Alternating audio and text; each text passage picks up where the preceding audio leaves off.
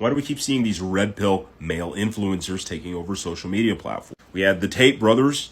We've had people like Sneeko. We've had people like Aiden Ross. We've got this guy called John Zerka now. We could talk about how these people get their content out. For the Tate brothers, they had this program where if you made content about them, you would get like a 40% revenue on every course you would sell. So this heavily influenced people to create content about the Tate brothers, and they would direct people to the link in their bio, sell a course for $75, make $40 per person that bought the course. And that person would then go on to create content. So it just spread like crazy. But what some of these other influencers have been doing is they have these softwares, these AI softwares that will automatically take parts of a video, put Subway Surfers underneath it, put GTA gameplay, whatever it is that'll keep your mind going, that'll make it go viral, and they'll put it all over the place. It'll auto post it on YouTube Shorts, on TikTok, wherever they want to post it. Remember, one of them said that their software was capable of doing like 500 posts a day. So that's how. But why are people engaging with this? Why are they biting it? Mainstream media doesn't seem to see these male role models as the ideal role models. So why are people flocking to them with such force? You know how they say a broken clock is right twice a day? Well, what if your clock worked, but it was wrong twice a day? You'd still say it was broken, right? And so people see these clocks putting out social media content.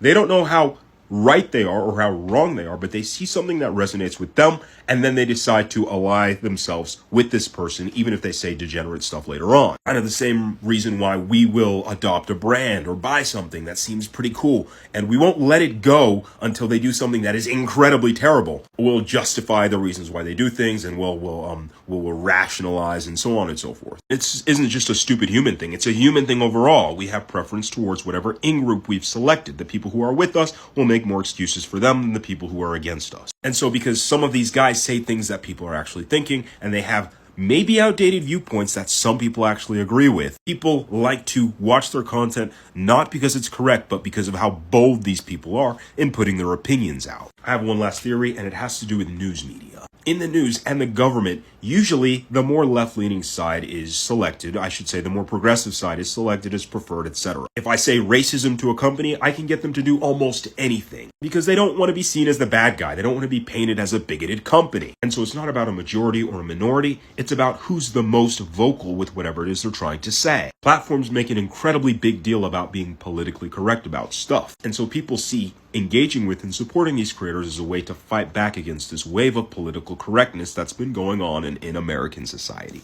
Those are just my viewpoints, my 2 cents, what I can pick up out of it. I didn't think it would be intelligent to say they're just all stupid and that's why they're all bigoted and that's why they engage with those creators. They're human, and there's human reasons behind why people do things. I took a small break from creating content. Part of it was intentional and half of it wasn't. Like I just traveled with family and did a bunch of stuff like that. There's no boundary when it comes to creating content. Like, this is the right way to do it. And that's why people really latch onto the way gurus tell them to create, because they're the only boundaries they have. Create 3 times a day. Use these hashtags.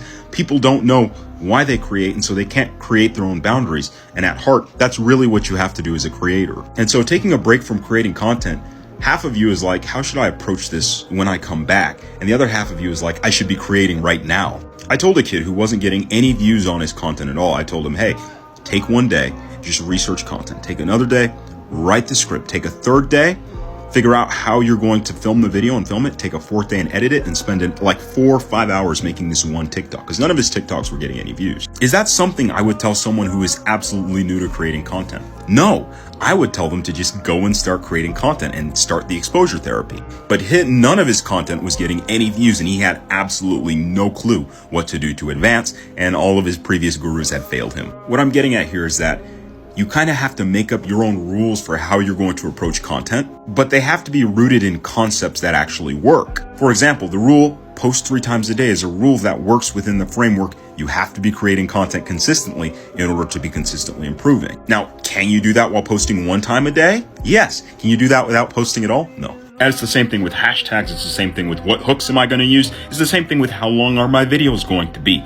You got to make the rules on that for yourself, but they have to be rooted in rules that already work. It is 5:36 in the morning.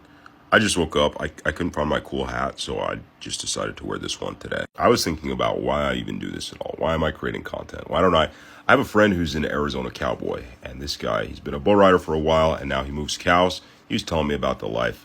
I love being outside. I love hiking. I love hunting. That's just something I would love to do. Why don't I do it? Why am I doing this instead? And one half of me was like, you want to be successful. You want to make ridiculous amounts of money. You want to be able to live a certain lifestyle. You want to solve the biggest problem that you could focus on solving the hardest problem, which is the money problem for people. And the other half of me is like, you're creating because you can. Like I see there's an opportunity in creating.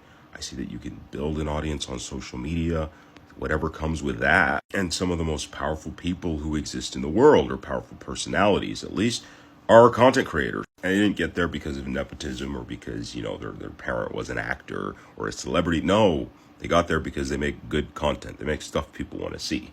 So if I had an opportunity to create, and I had an opportunity to pursue the highest leverage activity I believe I can see, and I didn't do that, not only would I regret it later on, but it would be an insult to the people who don't have the time to pursue their dreams, or maybe they don't have the motivation to pursue their dreams. They don't have whatever it is that I have that allows me to post on TikTok and allows me to pursue my dreams with ruthless tenacity. Because I realize that what I do, it's not necessarily something that everybody does. And it's not because they can't do it, but because they don't see the same things in it that I do. And I see the vision that I have in what I do as a gift. So that's why I create content, because it's a really good thing to do, but because I can. Thinking with utter certainty they're going to be a billionaire or even a multi-million. If you have any ambition, if you want to be successful, go watch that guy's video. He makes a lot of good points, but I disagree with most of them. He states that you're delusional if you think you're going to be a multimillionaire or a billionaire, because most of those people came from riches anyways. 70% of billionaires were self-made. 30% were legacy. 27% of them came from poverty. 79% of millionaires are self-made. There's a way to go about becoming a millionaire or a billionaire without being delusional. It's asking yourself, what are the steps I need to take to do this? What's the calculated risk? Is this worth it? But the next point he makes was that manifesting, believing in yourself, it's all useless because you will need to do the work anyways. While I think this is kind of obvious, I also think that it's wrong to say that it's useless, because the quality and the amount and the type of work you do will always be dictated by the way you see yourself, the way you see the work you're doing. You can almost think of manifesting or believing yourself, having faith, as setting up context for what you're going to do. The same way you get context on what a video is about before you decide to watch it. No context, no vision, no good implementation. This is why plans are so important. This is why people set an agenda before meeting. Manifesting, believing in yourself, it's all a way of calling yourself back to that agenda, calling yourself back to whatever it is you're trying to do, and making sure the current action you're taking lines up with it. It's useless in the same way that a plan is useless. The last thing he said that I didn't really like was that not everybody can be successful. Anybody could be successful, and there's a lot less slots for success than you think. It's going to be harder than you think. And while I've sort of identified